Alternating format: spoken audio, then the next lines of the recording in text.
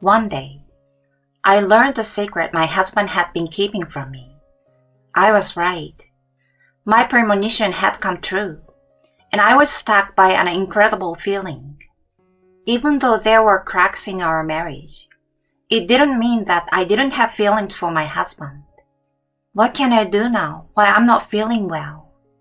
It's hard. I want to run away. While these feelings were filling me up, I may have already made up my mind. This is not something I can ask others to do. I had to act on my own. I was determined, so I pushed myself to the limit and headed for a place, not knowing that the ultimate life-altering choice awaited me. My name is Jane Stewart, 29 years old. I'm currently a housewife, busy with the daily chores of the house. I met my husband Trevor 3 years ago. This was when I was still an office worker. I met him through work, and we were the same age. We started seeing each other regularly, and after about a year and a half of dating, we became husband and wife. When we got married, I decided to become a full-time housewife, following my husband's wish. I wasn't particularly attached to my job, so we agreed that I would stay at home. We started our married life in a house that my father built in my name. But at the time, I never expected it. I never thought that this marriage would end like that. We were so happy during the first 6 months. I worked hard every day to keep the house clean for my beloved husband. But then, I started to feel something strange. At first, it was really a trivial thing.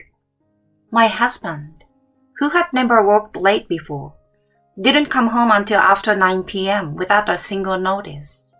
Normally, when he has to work overtime, he would send a message saying that he would be late. But on this particular day, for some reason, he didn't contact me at all. I sent a few messages and made a few phone calls, but there was no response. I waited restlessly in the living room until my husband finally came home after 11 p.m. I quickly got up and headed for the front door. When I called out his name, he was startled for a moment. Jane, why are you still up? I hadn't heard from you and I was worried. What were you doing out this late at night? What's that supposed to mean? Of course I was working overtime. And you didn't call me at all until this hour? Oh, I've been especially busy today. I'm sure there will be more days like this from now on. My husband pushed me away and said he was tired and wanted to take a bath and go to bed, and headed to the bathroom. His attitude was so casual that I felt foolish for worrying about him. What the hell was that attitude? Do you have any idea how worried I was? He could have at least said sorry for not being able to contact me. I suppressed my rising irritation and headed for the bedroom. That day, I wrapped myself up in my comforter and forced myself to sleep. Our marriage changed forever after that day. My husband started working overtime almost every day, and he also started working on his days off. I thought it was strange and tried to discuss it with him, but he insisted that it was because he was working overtime. Then, I realized something. I noticed that my husband, who was supposed to be working overtime, smelled like he had taken a shower. There was only one reason why he was late coming home. One evening, Trevor came home after midnight, so I began. Hey, Trevor, what are you really doing, coming home this late? I don't know what you're talking about, and don't make me repeat myself. I've been telling you, I'm just working overtime. That's a lot of overtime. Before we were married, you hardly ever worked overtime. It can't be helped. It's a busy time now. But working on your days off seems a little too much. Besides, you are supposed to be at work, but your suit smells so good. Smells good? like after a shower. Why do you smell like that? When I questioned him about it, his eyes widened and he fell silent. But he quickly regains his composure and tells me with no hesitation, It's just your imagination. If it were to smell good, it's probably because of the company. It's the company's scent? I'm working overtime, so of course there are other employees around.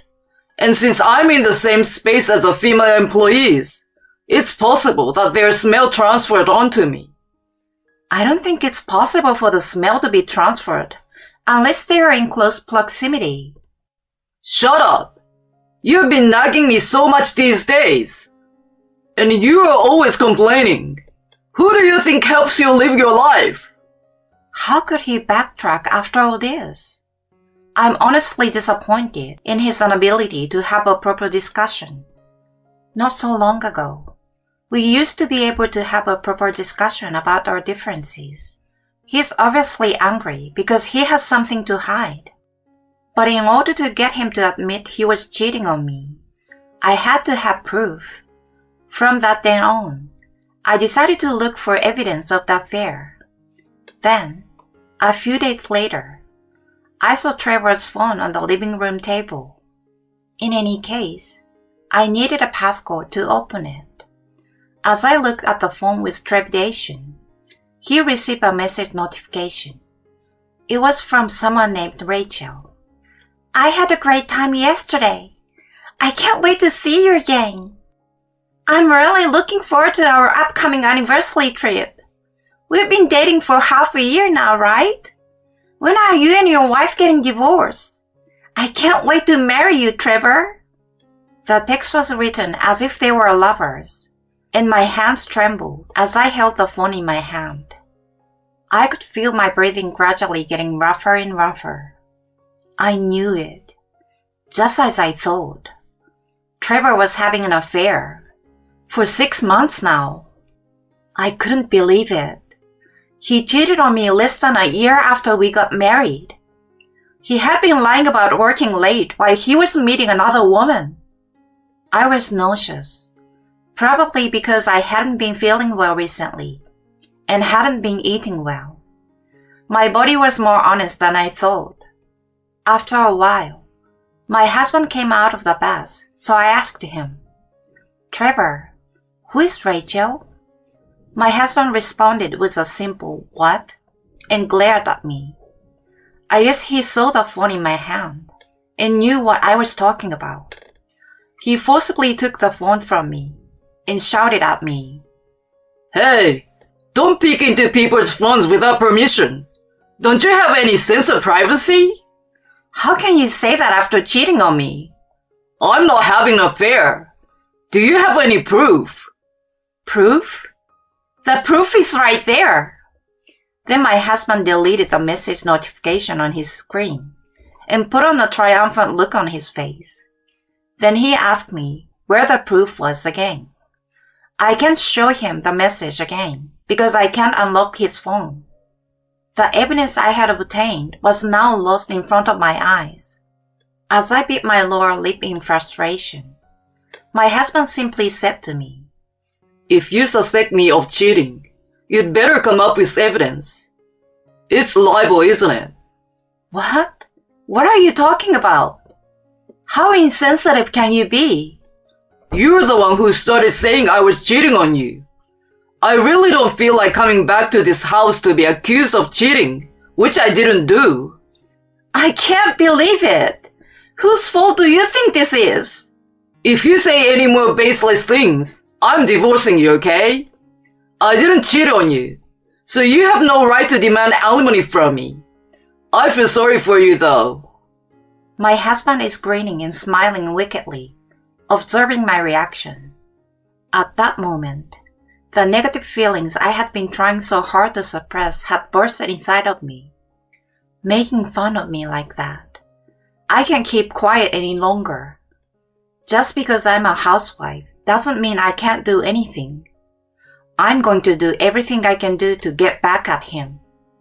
A few days later, I headed to the detective agency I had researched during the daytime on a weekend, so that my husband would not find out.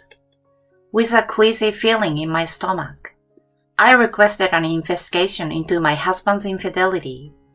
When I explained the situation, the person in charge at the agency immediately agreed to the request. Understood. Let's start the investigation right away. Thank you. But there is one problem.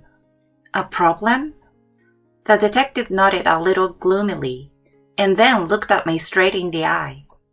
We can start investigating your husband right away. But you're a housewife, aren't you, Mrs. Stewart? Yes. Is that a problem? No. The request itself can be done, but it will cost some amount of money. Many full-time housewives may be able to request an affair investigation, but have trouble paying. Oh, I see. Even if you are able to divorce your husband, you may have trouble making ends meet afterwards. Are you prepared for that? Yes, I've already decided. I won't let him do what he wants anymore. The person in charge nodded emphatically in response to my words.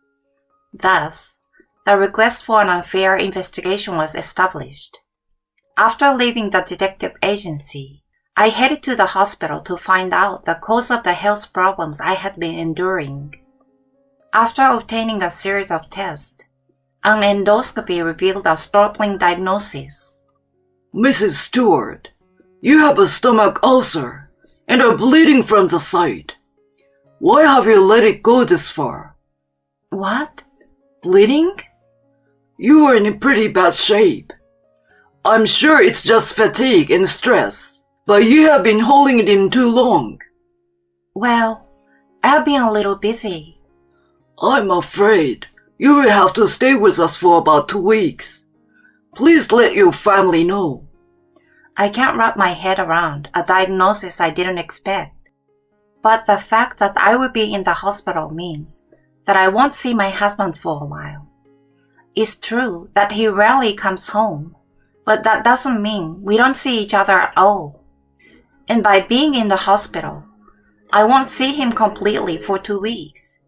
That was the best stress reliever for me right now. I leave the hospital once during my lunch break to call my husband, but he never returned my calls, and no matter how many times I tried to reach him, there was no response. I had no choice but to leave a message and go back to the hospital. After completing the admission procedures, I was shown to my room. At the end of the day, I tried calling again, but there was still no answer. Of course, I didn't have a change of clothes, so I had to buy some at the hospital store.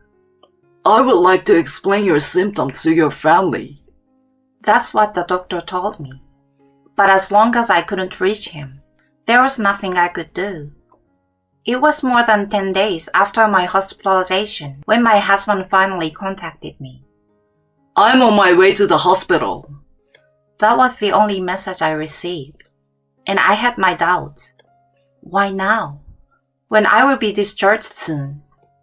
I had already told him I had bought everything I needed at the store, so there was no need for him to come all the way here.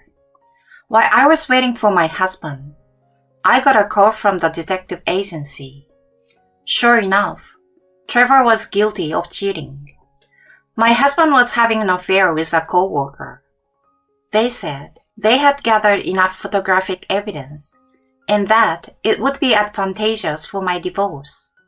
I ended the call by informing them of my current condition and telling them that I would be on my way as soon as I was discharged from the hospital. A few hours later, my husband appeared in my hospital room with a confident expression on his face. As soon as he greeted me with a long time no see, he began to speak with great enthusiasm. I have something important to tell you today. Something important? Even if you get out of the hospital, you won't have a home to go back to. What? What are you talking about? I'm divorcing you and change the house title to me so you can get lost. My husband said that with a smirk on his face. How can one say, get lost to his wife, even as a joke? Not so long ago, I would have been hurt by these words and would have been in tears. But now, I no longer have any feelings for my husband. I smiled and told him, "You divorced me? Thank you so much." What? Thank you? Yeah, thank you for going through the hassle of the divorce process. Actually, I was just about to request a divorce myself. What? Why? I told you. I still think you are cheating on me. I can't live with these feelings. Oh, so that's what this is about. So it's a consensual divorce then? Yes, of course. Okay then. You can go back to your parents when you get out of the hospital. After saying that, my husband left the hospital room humming a tune. I couldn't stop laughing at the sight of him. He's so stupid. He doesn't know anything. Do you think I'm going to keep quiet? I'm going to make sure I get my revenge. A few days later, as soon as I was discharged from the hospital, I headed to the detective agency. I received proof of the affair and headed to the Superior Court on the same day. There, I confirmed our divorce. With these documents in hand, I went to my parents' house.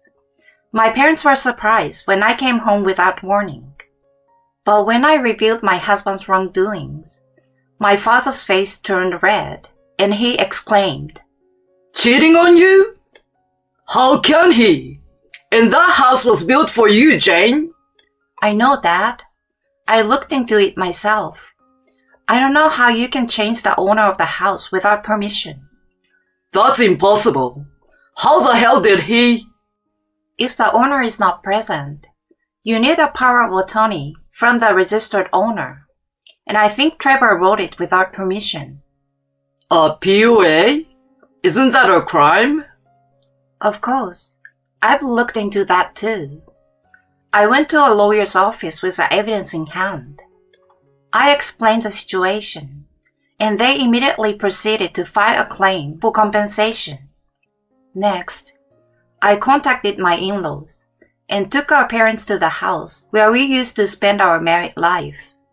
When I entered the house with our parents, I found Trevor and his affair partner flirting in the living room.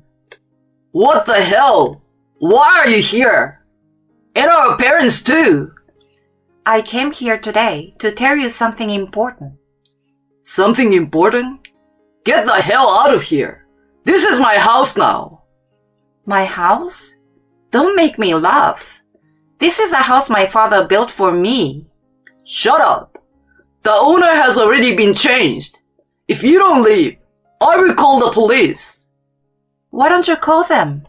I think you're the one that's going to be in trouble. What the? Trevor's eye changed color and stopped right up to me. As soon as he was right in front of me, I confronted him with the photo evidence I got from the agency. As soon as Trevor saw it, he started shaking and his face turned blue. Why do you have that? I hired a detective to get a favorable divorce.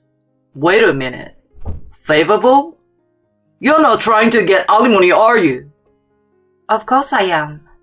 Besides, you changed the name on the house and filed for divorce without permission, forging the registered owner's POA and forging the divorce papers are both crimes of document forgery and signature forgery. So basically, you're a criminal. What? Trevor probably didn't know it would be this big a deal. The same goes for the woman, who is also pale from hearing the exchange. Please pretend it never happened. My ex-husband begs for himself before he apologizes. I clearly told my pathetic ex-husband, pretend it never happened? Do you think you can get away with what you did? How can I forgive a scumbag who cheated on his wife and even committed a crime? Jane, please. Shut up. You almost destroyed my body. And you betrayed not only me, but our parents as well. Get lost and go to hell. Go crawl in the bowels of hell with that woman right there. Trevor is screaming like he had gone mad, and my father and father-in-law take him outside. His affair partner was also kicked out, leaving them with nowhere to go. I then requested a lump sum of alimony through my lawyer. The woman was fired from her job when the company found out about the affair, and she got into debt for the alimony payments.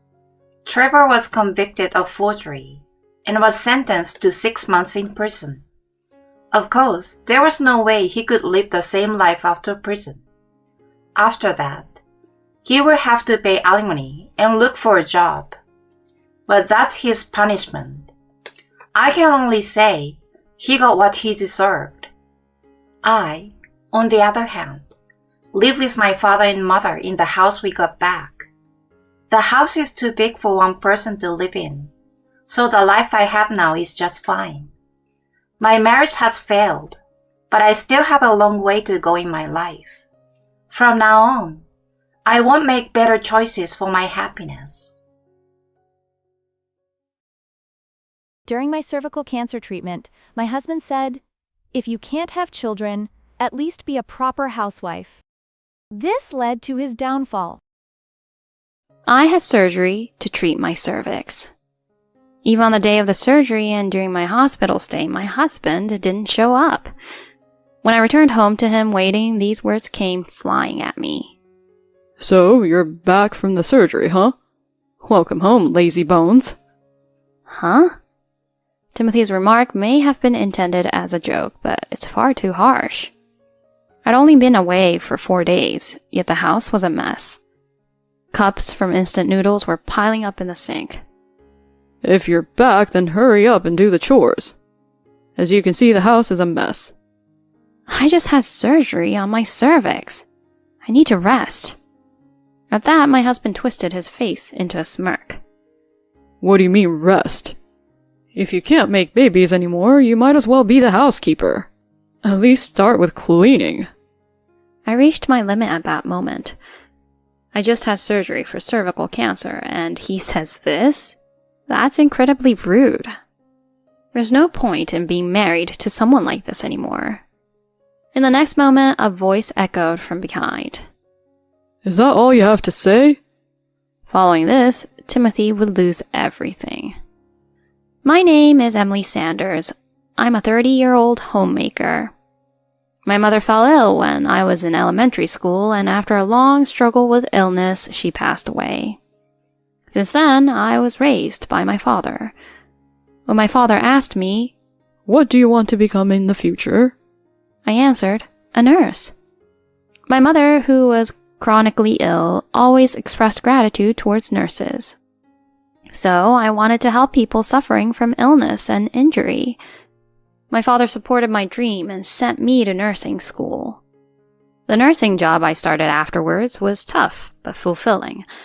After working night shifts and caring for others for several years, I realized I was nearing my late 20s without a boyfriend. At that time, one of my colleagues invited me to her wedding. There, I met Timothy, who would later become my husband. Timothy was my classmate and was 28 years old at the time. Despite his youth, he held a managerial position at a company manufacturing medical equipment. "Emily, I seem to have fallen for you at first sight." At the end of the mixer, Timothy whispered that to me and gave me his contact information. Feeling no ill will, I contacted Timothy myself, and our relationship began. During our courtship, Timothy was kind to me. He understood my work, and I began to think, there's no one else like him. After dating for a year, Timothy proposed to me. "Emily, please marry me. Let's build a happy family together." Timothy, thank you, I'm so happy. And thus I accepted his proposal and became engaged. My father shed tears of joy at my marriage to Timothy. Next, it was finally time to visit Timothy's family. In his family home lived his father, Joseph, who was the president of the company where Timothy worked, Mid-Aid Medical Co., and his mother, Nancy, the vice president. So, Timothy was working at his parents' company. That's why Timothy held a managerial position at such a young age. My in-laws warmly welcomed me. My goodness, Timothy bringing such a lovely young lady. Come on in, come on in. With a beaming smile, my mother-in-law handed me indoor slippers. As we were led into the living room, Timothy spoke again. I'm thinking of marrying Emily here. My father-in-law nodded and smiled at me, saying, Emily, we're of course wholeheartedly in favor of this marriage. By the way, Emily, how does your family feel about this marriage? Actually, my mother is no longer with us. I explained my family background. My in-laws listened with curious expressions. So I was raised by my father and became a nurse. I believe my late mother would have been happy about this marriage too. At this, my mother-in-law gently wiped away tears and took my hand. I see. It must have been tough all this time. Your father is admirable too. Oh, I must properly greet your father when I meet him. Timothy, make sure you protect Emily and make her happy, okay? As my father-in-law patted Timothy's back, Timothy furrowed his brows and said, I know, Dad. On the way back home, I told Timothy, Your parents? They're wonderful people. I'm happy to become a part of the family. Really? They were very strict with me, the heir to the family, and I grew up scared of them when I was little. I got slapped around all the time. Well, if you put it that way. With Timothy scratching his head, I couldn't help but chuckle a bit. After that, Timothy and I registered our marriage. As a wedding gift, my father-in-law presented us with a condominium about an hour away from our hometown, so we decided to live there. Shortly thereafter, Timothy said to me, Hey, Emily, now that you're married, can you quit your job? Huh? I was taken aback. The hospital where I worked had been my place since graduating from nursing school, and I had good relationships with my colleagues and supervisors. More than anything, I loved being a nurse. I had always assumed that even after marriage, I would continue working. So I replied, I actually want to keep working even after we get married. But Timothy didn't seem pleased. Huh? There are plenty of people who could replace your job. We can live just fine with my income. After getting married, if you keep working, people might think I'm incompetent without a housewife. I kept refusing, but Timothy kept insisting. Still, when I persisted with, I won't quit being a nurse, he finally seemed to give up, or so I thought. And thus began our married life with both of us working. Just as I was thinking that, I immediately hit a wall. Timothy didn't do any housework at all. Since he had experienced living alone, there was no reason he couldn't do it. He wouldn't even take his dishes after eating, let alone do a single cleaning task. While I was doing chores at night, he would just lie on the sofa messing around with his phone. Since I also have a job, having to take care of all the housework honestly felt like a burden. When I was living alone, I could slack off by saying things like dinner can be something simple or cleaning can wait until the weekend, but with just the two of us living together, that wasn't an option anymore.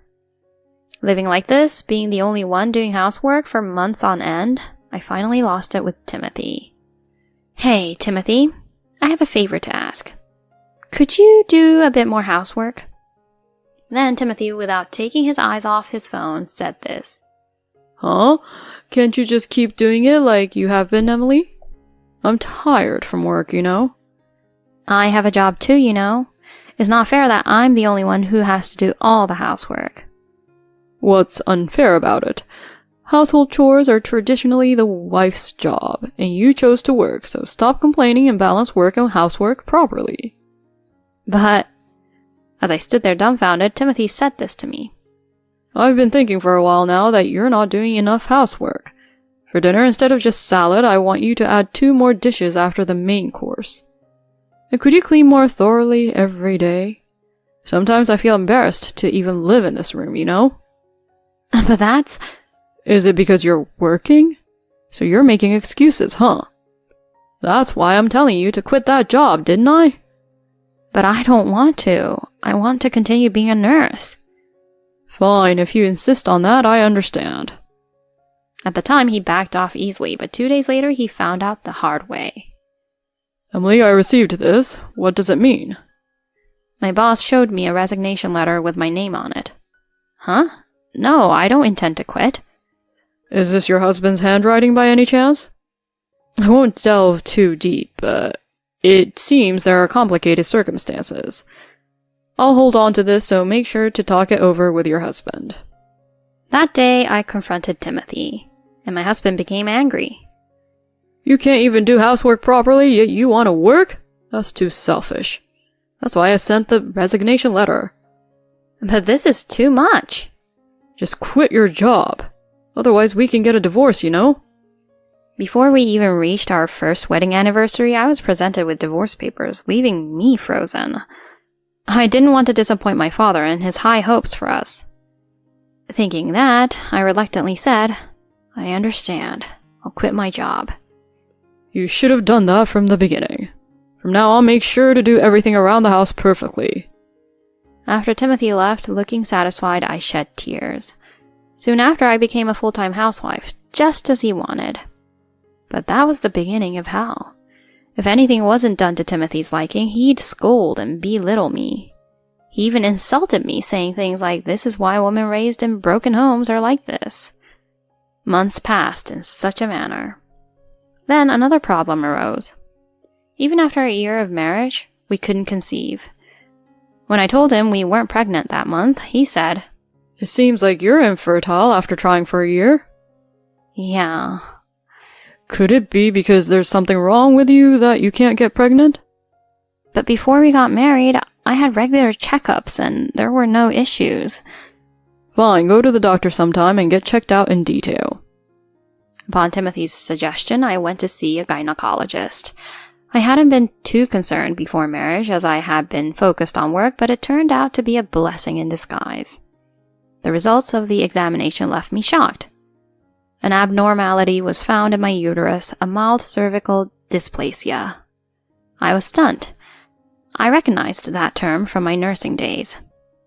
So, it's cervical cancer? It's before it becomes cancerous, but if left untreated, it will develop into that. Let's start treatment from now on. I received an explanation from the doctor. The treatment involved a procedure called a saline resection, which would remove a part of the uterus. In a daze, I returned home and relayed everything to Timothy just as I was told. And he said, Huh? You have cervical dysplasia?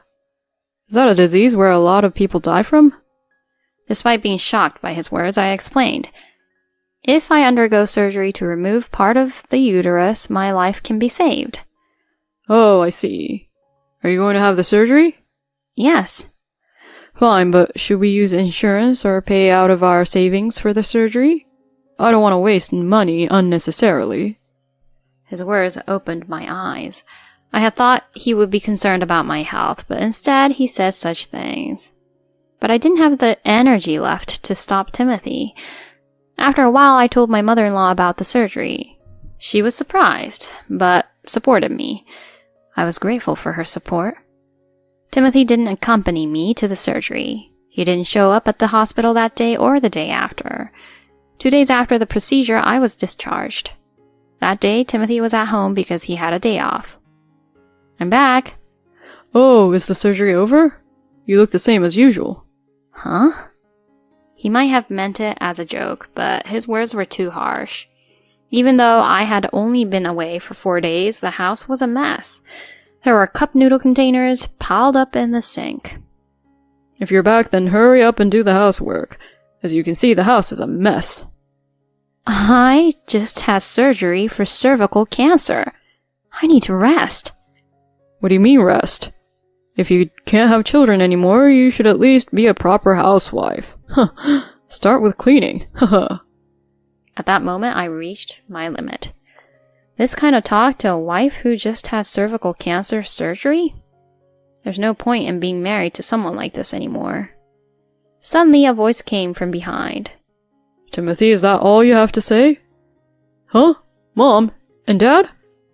Appearing behind us were my in-laws, their faces red with anger. Emily said she was getting discharged, so we came to check on her. Since the front door was open, we let ourselves in. We heard everything from earlier. As my father-in-law said this in a low voice, Timothy's face turned pale. My mother-in-law stepped forward and looked at me. Emily, are you okay? Lie down or sit however you're comfortable. We'll take care of him. I took advantage of my mother-in-law's words and sat down. Then my mother-in-law said, Tell me what Timothy did to you. And I told her everything. Being forced to quit my job, being verbally abused, not receiving help with medical expenses, and not even receiving any visits. My parents-in-law, who had been silent until then, started trembling. Timothy, with a pale face, alternated between looking at me and his parents. Dad? Mom? That's not it. She's always slacking off on housework, so I have to say something or she won't do anything. Shut up, you piece of trash. You're not worthy of being called a husband. At my father-in-law's shout, Timothy trembled violently. Then my mother-in-law spoke quietly to Timothy. Timothy? Do you remember when I had to be hospitalized because of cancer when you were in high school? It was news to me that my mother-in-law had cancer. At the time, your father was really worried and reassured me that he would take care of everything at home, so don't worry. Didn't you see your father like that? But Mom, the one who's feeling most helpless here is Emily. Instead of caring for your wife, you treat her like dirt, you stupid son. My mother-in-law slapped Timothy's cheek. The sound echoed, and Timothy covered his cheek, his eyes wide with shock. Since we're married, isn't it my job to discipline my wife too? Isn't that how it's supposed to be? Are you still talking, you piece of trash? This time my father-in-law delivered a powerful punch to Timothy. As Timothy groaned, my father-in-law said, Our company is a medical equipment manufacturer. We do work that benefits patients. We can't let someone like you take over the company. You're fired. Huh? Fired? My mother-in-law followed up. Of course, we're also cutting ties with you. Get out of this house and never show your face again. Wait, Dad, Mom, please. Timothy was pleading with them, but my in-laws didn't change their minds. Then Timothy started to cling to me. Emily, I'm sorry. I apologize, so please convince my parents too. You'll be in trouble without my income too, right? That's when I said firmly, Timothy, let's get divorced. I'll claim division of assets and compensation for mental anguish, so be prepared for that. But... As Timothy started crying, my father-in-law grabbed him by the collar and dragged him off somewhere. Left behind, I was repeatedly apologized to by my mother-in-law. After a while, Timothy and I got divorced. Thanks to my father-in-law hiring a lawyer, the divorce went smoothly. I obtained assets division and compensation, and my in-laws even provided a substantial amount of money earned from selling the apartment as compensation for the trouble caused. Timothy was indeed fired from my father-in-law's company. Being kicked out of the house and having exhausted his savings on payments to me, he ended up crashing in a bathtub-less apartment and now juggles multiple part-time jobs, I heard. Even hearing that, I feel no sympathy whatsoever. I want him to experience hardship. On the other hand, using the compensation, I moved out and started a new life. The recovery after surgery went well, and I was able to return to work as a nurse. I chose to work in women's health. I wanted to be a support for those who went through what I did. Furthermore, 2 years after divorcing Timothy, I met someone and remarried, and we were able to have children. Since my cervical cancer was detected early, it didn't affect my ability to conceive. I'm grateful to my in-laws who supported me during that time, and I want to live happily with my own family from now on. My husband got his mistress pregnant and demanded a divorce. After the divorce, he called me in a panic because his baby was... You're done. Just divorce and get out of here already. My mother-in-law raises her voice at me. She's a despicable human. Seems like she only sees me as a tool for making babies and a submissive housekeeper. With a mother like this, it's no wonder my husband turned out so twisted. Of course, I'll go through with the divorce. I'm Vicky. a 32-year-old homemaker. It's been 3 years since I married Alex. We met through work, both handling clients on different sides. I was impressed with him from our first meeting. He was friendly, had a lovely smile, and was dedicated to his job. Even when it was tough to align our project directions due to differences in our company policies, he actively shared his opinions and tried to accommodate our requests. Seeing such a reliable side of him, I gradually found myself drawn to him. And it's turned out he was interested in me too, because he asked me out for dinner when our project settled down. When we went out, he showed me his attentive and gentlemanly side, leaving a great impression in the private too. Time flew by as we enjoyed our meals together, and soon we were regularly meeting up, bringing us closer. Then one day, he asked me to be his girlfriend, and we became exclusive. Being with such a wonderful guy made me feel giddy. I hadn't had much experience with the relationships, and the guys I dated before weren't particularly nice. So, having someone as kind as him was a first for me. Throughout our relationship, he treated me like a princess, making me feel loved. We continued dating without any major issues for a while. One day, he suggested going to a fancy restaurant. It wasn't our anniversary or either of our birthdays, so I wondered why such an upscale place. But then it hit me. I thought maybe he was going to pop the question. It had been a year since we became serious, and age-wise, we were at a suitable time for marriage. I wondered if he had a ring ready. I was anxious. My heart started racing at the thought, even though nothing was certain. I couldn't focus much at work that day. After work, we met up and headed to the restaurant. The place he'd reserved was beautiful, and I immediately fell in love. I wouldn't have been surprised if it was a Michelin star. The ambience and the service from the staff were impressive, and the food was out of this world. It felt like ages since I'd been captivated by dining out. It's amazing. The wine goes perfectly with the meat. Yeah, I'm glad we came to this place. As we enjoyed the delicious food, our moods lifted and conversation flowed naturally. And just as we finished dessert, he suddenly looked at me in seriousness. Is this it? Is he going to propose?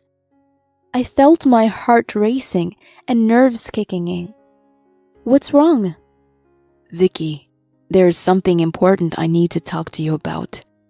About what? I want you to have this.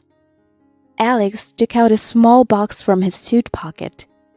Opening it, he showed me the ring inside and asked, Vicky, will you marry me? I promise to take care of you and make you happy for the rest of your life. I had anticipated the possibility, but actually being proposed to made me super nervous.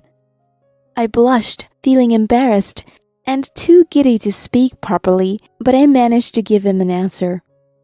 Of course, I want to spend the rest of my life with you. Really? So you'll marry me? Yes, hon, I can't wait. His expression brightened up. I am the luckiest guy right now. I was worried you might say no. He seemed genuinely happy. I was thrilled to be proposed to as well. After that, we went to meet each other's parents. Both families were introduced to each other, and then we had a beautiful wedding. Many people came to celebrate with us, making it a memorable event. And so began our married life. He wanted me to be a homemaker, so I quit my job and focused on the household. I did my best to support Alex. Not long after we got married, I got pregnant. I never thought it would happen so soon, but finding it out was incredibly exciting. Really? Awesome! I'm gonna be a dad soon. Alex was over the moon. I thought he'd be a great dad raising the baby together. My in-laws were thrilled to hear the news as well. You did well for a change, you know. thanks. My mother-in-law, Rose, even praised me. To tell you the truth, I didn't really get along with her. She had consistently expressed her displeasure toward me since the wedding, always asked me when she would have grandchildren, and expressed her disappointment that I wasn't some career woman or a beauty. So every time I went to my in-laws, it was uncomfortable. I mostly brushed it off, but the stress built up. I wanted to avoid dealing with her as much as possible. If she was happy about the pregnancy, I thought things would be better between us. I hoped she'd become a bit nicer to me. I prepared for childbirth with a little optimism. As the due date approached, Rose asked me, "So, is it a boy or a girl?" "Ah, I just found out recently. It's a girl." "A girl? Oh my God, are you kidding me?" "What's wrong?" She suddenly raised her voice, startling me. "You're supposed to have a boy to carry on the family name." What are you talking about? Nothing wrong with having a girl. We're not from some aristocratic family anyway. "Oh, Steve, you're too nice to her, you know. Alex is an only child, so we need a boy." My father-in-law, Steve, tried to calm her down, but she persisted. I realized at the moment I'd never see eye to eye with her. She continued talking about how important it was to have a boy and called me useless. I didn't want to deal with the stress during pregnancy, so I decided to spend the last trimester at my parents' house. Being there helped me avoid Rose, and I felt much more relaxed. Eventually, I gave birth to a healthy girl. Steve and Alex were smitten by her right away, holding her in turns, but Rose just watched from behind. She could have at least held her grandchild since she was her blood. I thought to myself, but I was already fed up with her, so I kept my mouth shut. From then on, I spent my days struggling with housework and childcare. Our daughter cried a lot at night, which was tough, but she was an apple in my eye, so it didn't bother me at all. But there was something that bothered me a little. Alex started coming back home late.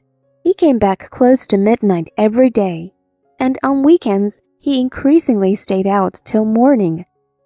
He still brought money home, and I was busy with our daughter, so I didn't pry too much. When our daughter turned 2, he came to me one day, saying he needed to talk. I'm sorry, but I want a divorce.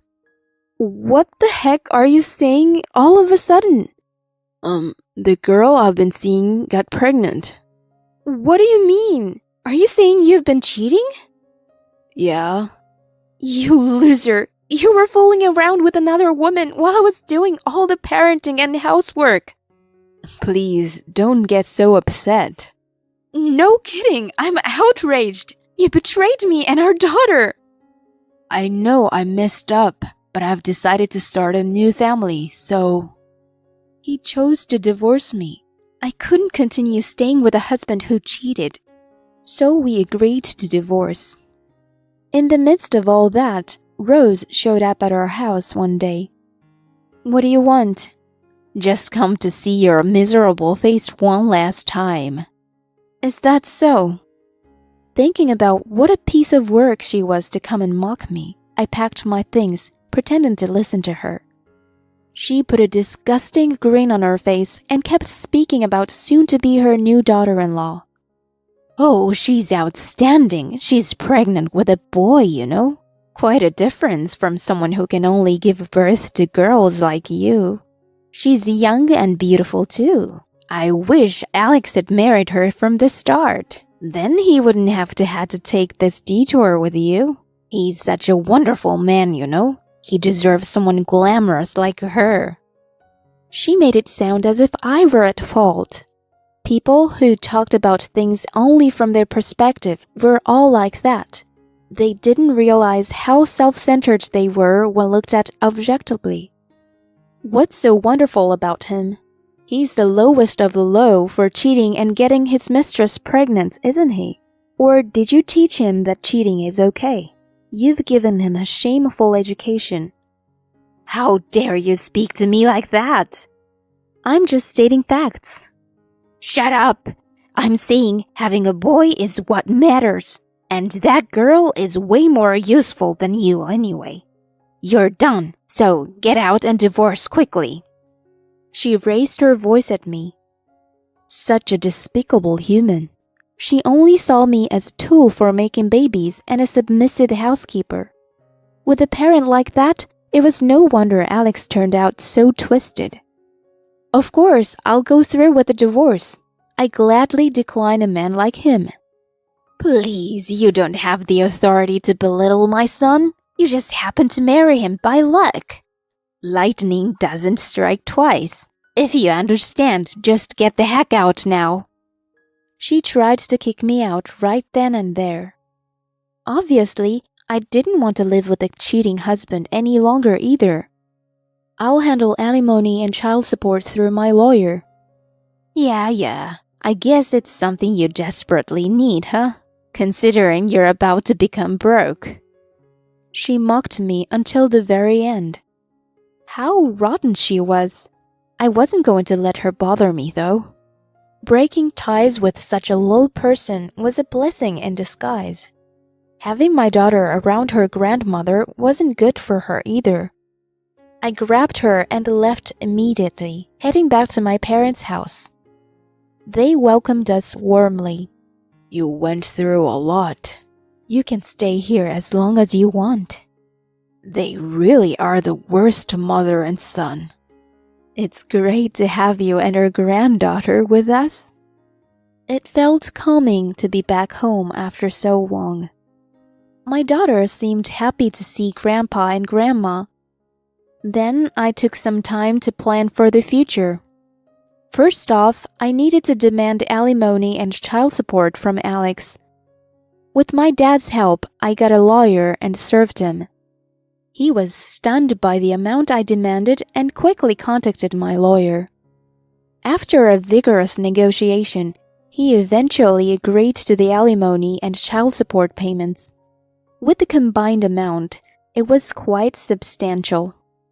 We agreed on installment payments, and if he fell behind, his salary would be garnished. There was no way he could cry poverty and avoid payment. I also demanded compensation for the mental anguish caused by his affair and his mother's harassment.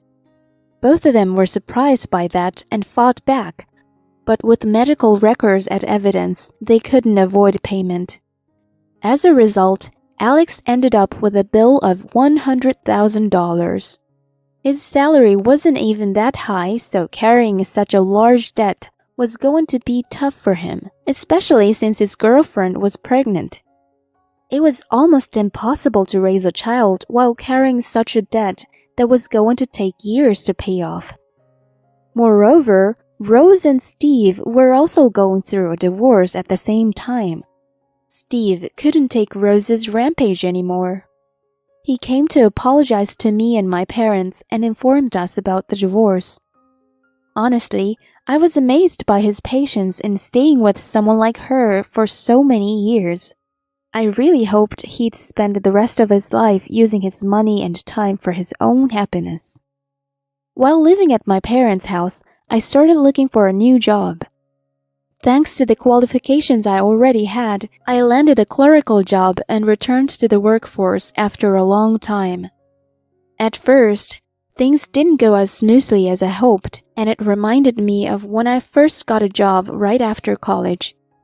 I was the same back then. If I worked hard and stayed humble, I believed things would eventually work out. I threw myself into work. When I got home, my daughter greeted me with a big hug. Just that made all the fatigue disappear, and I felt motivated again. My mom cooked dinner, and enjoying the meal with the four of us, my parents, my daughter, and I, gave me peace of mind. With their support, I faced each day as a single mother doing my best. Around the time my divorce was finalized, I suddenly got a call from Alex. It gave me a chill. I didn't even want to hear his voice and ignored calls at first. The phone kept ringing persistently, so I reluctantly answered. What do you want now? Why do you keep calling me? Hey, let me ask you one thing.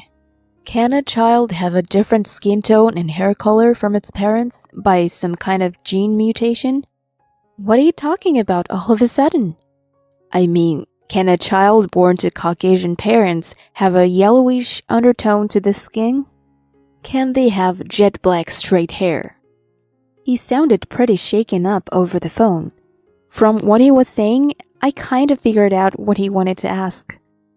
Do you mean your baby's biracial? Ugh. Are you saying your wife got involved with an Asian origin and got pregnant? Don't say it so bluntly. I've been fooled. She said it was my kid and was a boy, so we got married. But I can't raise a child thinking it's mine when it's not. As he grows up, everyone will figure out he's not mine. But legally, you're the father on the birth certificate, right? Darn it. How did it come to this? Hey, can we start over? Excuse me? My mom and I will move in with you and your parents. We can be one big happy family. What the heck are you talking about? That's so gross. Gross? What do you mean? Come on, you know what I mean. Why do we have to live with your mom anyway? Listen, neither me nor my daughter have any love left for you. I don't want to see your face or talk to you.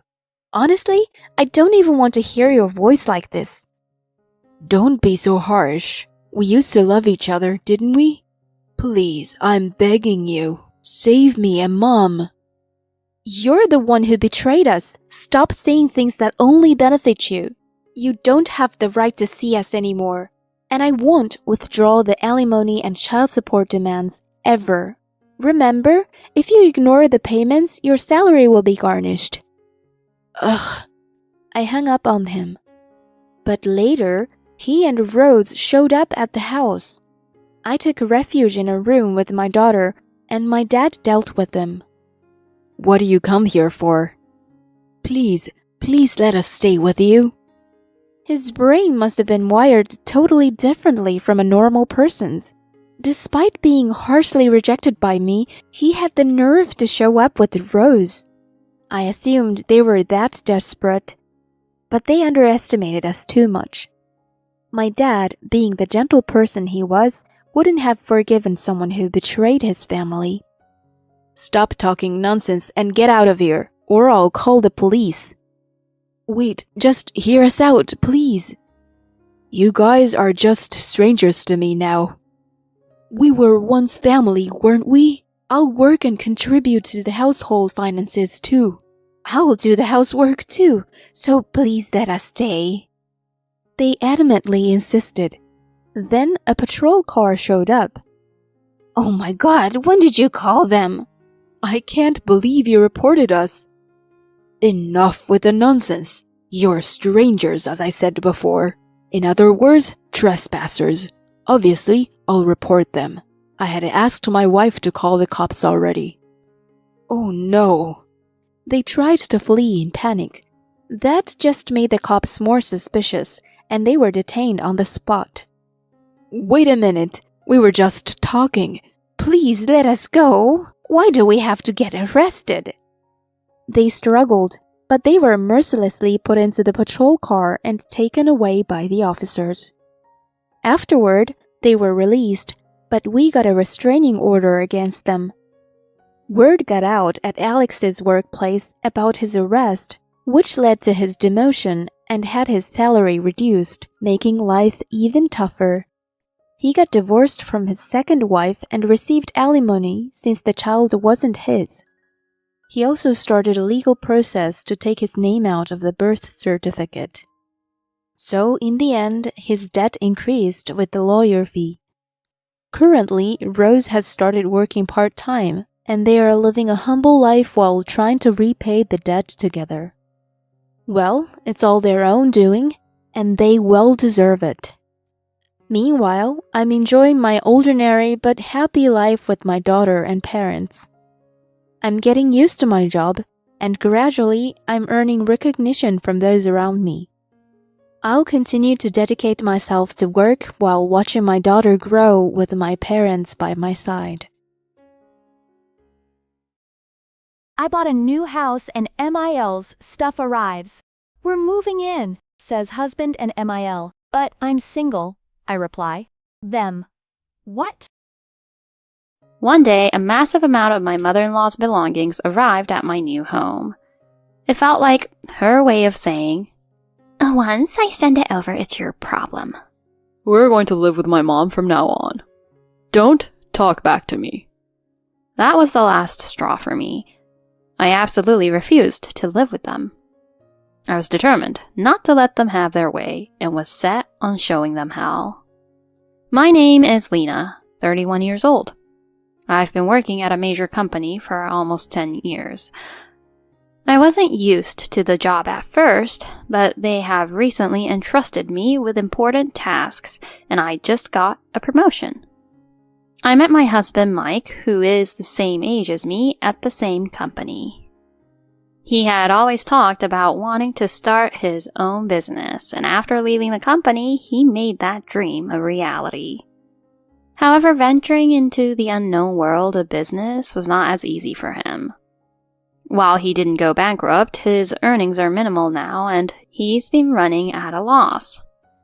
He's gotten to the point where he can't pay the few employees he has left, and now there are only a few people remaining in the company. Thankfully, my salary is decent, so we're not struggling too much financially. If anything, buying my own house has just been pushed back a bit. I've always dreamed of having my own house. When we got married, I made it clear to him. I want to buy our own house as soon as we have the funds. He smiled warmly at my words. You've been saying that since we were dating. Oh, I think it's a great idea. I'll help out too. Really? Thank you. It's been a dream of mine for so long, so I'm glad you said that. Things might get tough, but let's work hard together as a couple. Yeah, thank you. Indeed, when my husband was still working at the same company, our savings were growing smoothly. However, as his business started losing money, he began to dip into his savings more and more. Eventually, he even had to use our joint savings. I ended up giving him half of it. By now, we should have had enough for our dream home. I wouldn't say it was entirely his fault, but we could have bought it a bit sooner than planned. That dissatisfaction was real. When our funds were halved, I was worried about what would happen. However, after saving diligently without touching my bonuses for a few years, I managed to save enough for our dream home by myself. I decided to share the good news with my husband right away. Mike, guess what? I finally saved up enough for our new home. Really? That's amazing. So, I was thinking about checking out some places and visiting construction companies soon. Maybe this Sunday? This Sunday? That won't work. Why not? I have the day off from work too. It's not that, it's my mom's birthday. I told you we were going to her place. Oh, right. Sorry, I forgot. He clicked his tongue and made a visibly displeased face. Forgetting your husband's mother's birthday, isn't that kind of bad? It's way more important than a house, right? Sorry, but I've really been working hard on this. I wanted to get started as soon as possible. I don't want to hear excuses. Forgetting my mom's birthday is unthinkable. You've got her present ready, right? Present? She's been wanting a new washing machine. You forgot already? A washing machine? Wait, are we supposed to buy it? Not we. You're buying it. You know I don't have an income right now. Are you being sarcastic? No, that's not what I meant. I tried to explain, but he continued to complain, yelling at me to act like a wife before storming out of the room. He is usually kind and a good person, but his attitude changes drastically when it comes to his mother. After his parents divorced, his mother raised him as a single mom with great effort.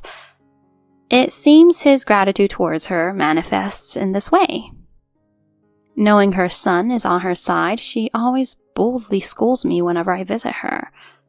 Frankly, I couldn't care less about celebrating the birthday of someone who bullies me so openly. Though it would upset my husband, our new home is far more important to me.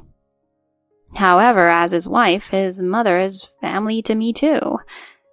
So, despite my preferences, I ended up celebrating her birthday reluctantly. A few days later, when we visited my mother-in-law Iris, I wished her a happy birthday. So, anyway, where's my birthday present? I heard you wanted a new washing machine, but there are so many types. What? You haven't bought it yet?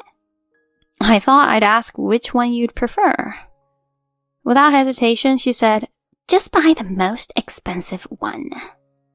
Excuse me? I said, just buy the most expensive one. I couldn't understand why I was being scolded while she yelled at me, turning red with anger. Mike tried to calm her down while telling me, You're really no good. You know, Mom loves expensive brands. Just buy the most expensive one. What? What's going on? It's not like I said I wouldn't buy it. If I had bought it without talking to them first, they would have complained about that too. As I stewed in my frustration, she sighed dramatically. Fine, just transfer $1,500 to my account. What? Didn't you hear me? $1,500. Since you didn't bring a present, you should at least do that. But last month, you said you were struggling with living expenses, so I already gave you $700. We have our own expenses, so $1,500 is a bit much. She got furious, turning red and yelling. What are you talking about? You're being supported by my son. You should have some leeway since Mike is taking care of everything. Well, that's not really... How can you be so obsessed with money? I heard from my son that you're planning to buy your own house. Yes, that's right. So you have the nerve to refuse me $1,500 when you can afford it? What a stingy daughter-in-law I have. I'm disappointed in you. Disappointed? Your son hasn't contributed to living expenses for years, and our current lifestyle is solely supported by my income. She is unaware of the precarious state of her son's business, believing his performance is thriving and supporting our household. I could reveal the truth, but that would undermine his position. Despite this, I remained silent for his sake. Initially grateful, he now behaves as if he's the breadwinner, especially in front of his mother. Hey, Lena, my mom's struggling. Can't you chip in a bit? His complicity in his mother's bullying is routine. Exasperated, I retorted. If you're so concerned, why don't you contribute? I'm covering all our living expenses. You're only saving for the house, so you should be able to help out now. Are you serious? Even the living expenses, I began to reveal the truth, but he immediately cut me off. You just got your bonus. Use that to help Mom. Fine, but this is the last time. I conceded, eventually transferring $1,500 to Iris. Avoiding further conflict seemed easier, and it would cost less than the most expensive washing machine. Months later, despite minor disputes with my mother-in-law and husband, I successfully purchased my new home. I ignored their endless opinions on the layout and decor, having funded it myself. The anticipation of owning my dream home thrilled me. As the completion neared and I began packing, my husband critiqued my furniture choices for the new house. You're not planning to put that furniture in our new home, are you? What do you mean? I am, because I like them. No way. My mom doesn't like that type of furniture. Why does her preference matter here? He then made an unbelievable statement. Well, duh. She's moving into the new house with us. Since you decided on the house's layout and decor, at least match the furniture to my mom's taste. Don't be too assertive. You're the wife.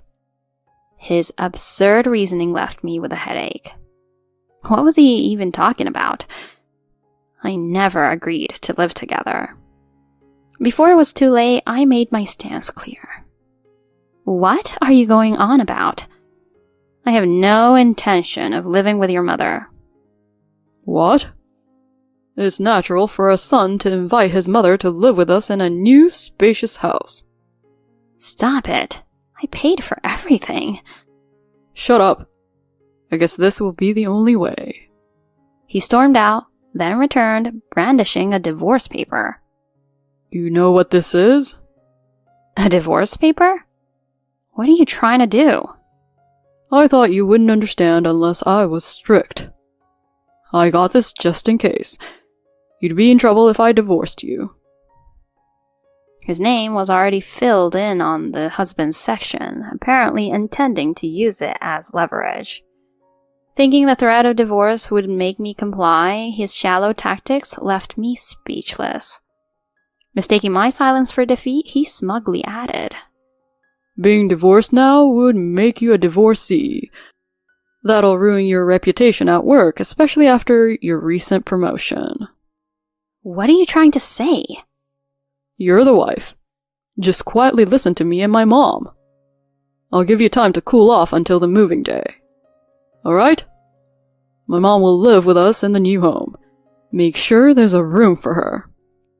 At that moment, my patience shattered. So if that's how you feel, do whatever you want.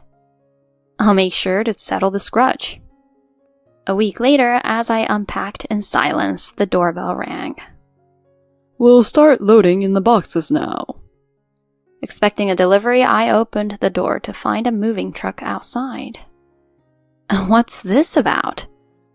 I confronted my mother-in-law, who was directing the movers. Iris, what's going on here? I'm moving in today. Mike's at work, so I came by myself. I didn't agree to this. Please leave immediately. What are you saying? We were supposed to live together in this house. No, you're not. I never agreed to that. You decided on your own. What did you say? I turned to the movers, clearly stating, Sorry guys, but she doesn't live here. Can you take the stuff back? Well, we're just following orders, ma'am. This house is under my name. I can't have unknown items brought in without my consent. Well... The movers hesitantly began to collect the items, prompting an enraged outburst from Iris. Hey, you! What do you think you're doing? Me? Who do you think you are, trying to move in without my permission? Of course I'm moving in. You're just the wife, don't talk back. Wife? Me? Yes, you. Just so you know, a mother-in-law's word is law. A daughter-in-law's belongings are mine. I'm single, though. Huh? Didn't you hear? I'm single. I divorced Mike recently. What? What are you talking about? That can't be. Mike never said anything. But your son was the one who presented me with the divorce papers, already filled out, which was actually quite helpful. Wait, this has to be a joke. And a divorce would only trouble you. How would you manage this house without his income? Oh, about that. Your son doesn't earn anything. That can't be. Mike is the president of a company. The president of a company that's on the verge of bankruptcy. He's been running at a loss for years, and I've been covering all our living expenses. I kept quiet in front of you, but there's no need to lie now that we're not married. So, this house is really all yours? Yes. With my current salary, paying off the mortgage alone is no issue, so don't worry. You shouldn't underestimate the earnings of someone working for a major corporation. But... So, could you please leave now? And never show up in front of me again. Goodbye. Wait! I cut off my ex-mother-in-law mid-sentence and locked the door. Not long after, my ex-husband called. What the hell is going on? My mom called crying, saying she was kicked out. Who is this? Huh? I told this to my ex-mother-in-law too, but I'm single now. Single? You mean you actually submitted that divorce paper? So what? You were the one who brought it to me, so no complaints, right? Are you crazy? I never intended to actually divorce. It's invalid. To think that instead of apologizing, he would impose his selfishness on me. So I told him, enough. After all I've done to support you, you're not even thanking me and instead saying the divorce is invalid? Don't make me laugh. Who do you think has been supporting us these past few years? Well, but as a married couple, that's natural. You had a duty to support me. Duty? Yes, indeed. So I played along, pretending you were the one earning while you acted all high and mighty. Calm down. I didn't mean any harm. Oh, just shut the F up already. It's too late now. We're divorced strangers now. Your company can go bankrupt for all I care. Enjoy living with your mommy. Wait, please. I'm sorry. I hung up without listening to the rest. Hours later, my ex-husband and ex-mother-in-law tried to force their way into my new home, but I called the police and they were taken away. Apparently, their apartment was already cancelled, leaving Iris homeless. She had no choice but to move into Mike's apartment, but with no income, they couldn't pay the rent. Eventually, his company went bankrupt and they moved into a 40-year-old apartment. Now they barely support themselves with odd jobs. Meanwhile, I was promoted to lead a major project at work. The new house was too big for one, so I invited my parents to live with me. Cutting ties with that family was truly a blessing. I look forward to a fulfilling life in my dream home with my parents.